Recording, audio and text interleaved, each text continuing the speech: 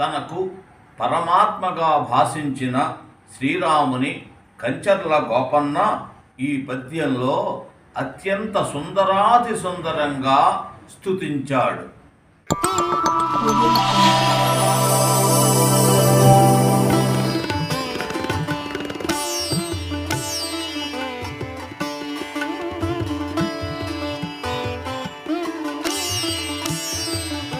ఈరోజు దాశరథి శతకం 24వ పద్యంతో మీ ముందుకు వచ్చాను.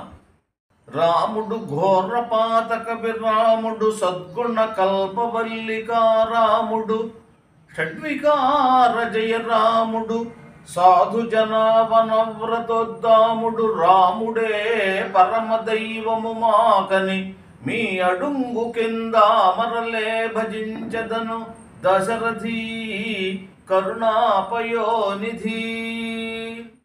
సకల జనులను ఆనందింపచేసేవాడు, ఘోరమైన పాపాలను తొలగించేవాడు, కల్పవృక్షం తీగల లాంటి మంచి గుణాలకు ఉద్యానం లాంటివాడు అనగా తోట వంటివాడు, జన్మ జర మొదలైన 6 మానవ సహజమైన వికారాలను జయించినవాడు, మంచివారిని సజ్జనులను రక్షించడమనే వ్రతాన్ని ఆచరించడంలో శ్రేష్టమైన వాడవు నీవే దశరథరామ.